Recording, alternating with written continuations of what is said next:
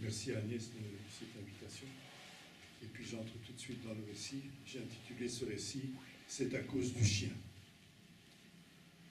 Nous sommes mercredi après-midi. Rendez-vous a été pris par téléphone par une maman pour sa fille, une ado de 14 ans. Je l'attends au 3e étage d'une maison située dans un quartier populaire d'une ville du sud du pays, la Belgique, dans cette région dite du Pays Noir, région minière désaffectée. La dernière mine de charbon a été fermée en 1984, il y a donc plus de 30 ans. Le Pays Noir ne s'est jamais remis, malgré tous les plans de conversion, etc. À l'heure convenue, la mère au seuil de l'entrée m'annonce « Si ça coûte de l'argent, c'est pas la peine de commencer, je repars. » C'est gratuit, madame, entrez, pas de souci. Entre une jeune dame vêtue comme une grande ado, suivie d'une jeune fille toute de noir vêtue, enroulée dans un long manteau noir, surmaquillée, piercing au nez, aux oreilles. Je me dis que ça doit être ça, le style gothique. Le cabinet est un petit local. Un fauteuil pour madame, une chaise pour la jeune fille et une autre pour moi, une petite table complète le mobilier. La mère m'explique qu'elle amène sa fille parce que celle-ci a des idées noires depuis le décès de la grand-mère, il y a plusieurs années maintenant. C'est le médecin traitant qui a conseillé à Séraphina de consulter.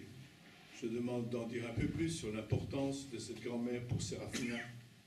Et la mère se lance alors dans le récit de sa propre histoire, celle d'une adolescente qui met au monde un bout de chou à 17 ans pour le confier aussitôt à sa mère parce qu'elle voulait faire sa vie. Du coup, elle perd tout droit sur sa fille. Ses parents lui font comprendre qu'elle n'a plus rien à dire. La maman de Séraphina s'accuse. « J'ai fait une faute, je n'aurais pas dû la laisser. » La vie de Séraphina démarre donc sous les auspices d'une faute originelle de la mère, avouée comme telle en début d'entretien. C'est donc cette grand-mère qui a élevé sa petite fille, et celle-ci lui sera très attachée. Au décès de la grand-mère, Séraphina doit revenir à la maison, entendons, chez sa mère qui vit maintenant avec un homme qu'elle nomme son beau-père. Bien décidé à reprendre l'éducation de Séraphina en main. Et l'ado n'a de cesse de retourner chez le grand-père, qui entretient un culte à l'effigie de sa compagne, encourageant l'enfant à croire en la présence réelle de la grand-mère décédée. Séraphina tient beaucoup à ces rites qui l'assurent d'un lien pérenne avec sa grand-mère.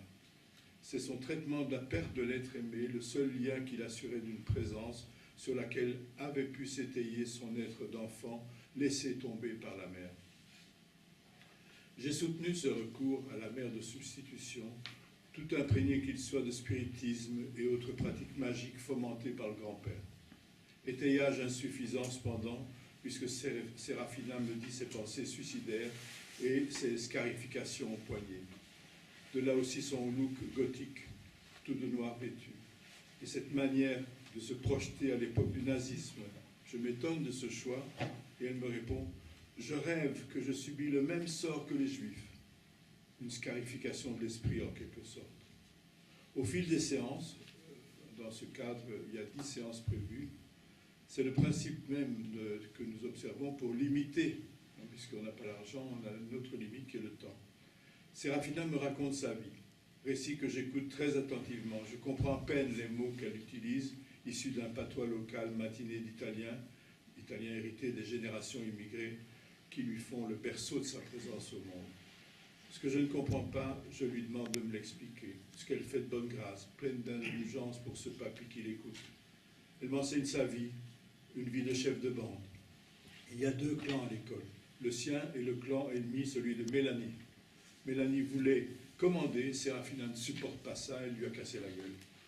Et quand une condisciple lui fait une remarque sur son physique, Séraphina me fait comprendre qu'elle s'arrange pour que cette agression soit punie. Elle la trouve et lui fout une baffe. C'est le mode d'interaction qu'elle connaît pour l'avoir assimilé tous les lundis à la télé qui diffuse du catch féminin jusqu'aux petites heures. C'est sa passion à Séraphina.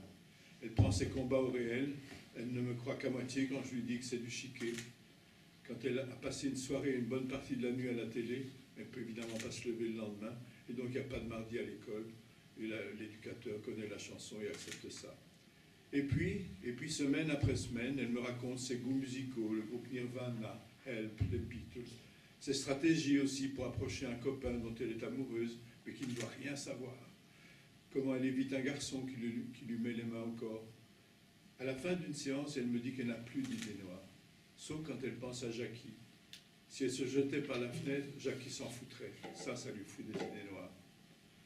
Elle me parle de ses amis les plus proches, ses confidentes. Il y a toute une hiérarchie. Chaque ami a son nom.